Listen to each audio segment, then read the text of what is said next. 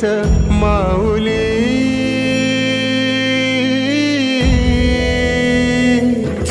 गुरु स्पर्श दूर करी दुःखाची सावली। गुरु भेटीसाठी झाली जीवाची काहिली। भक्त तुझा गुरुदेवा पुरता अटला। भेटला विठ्ठल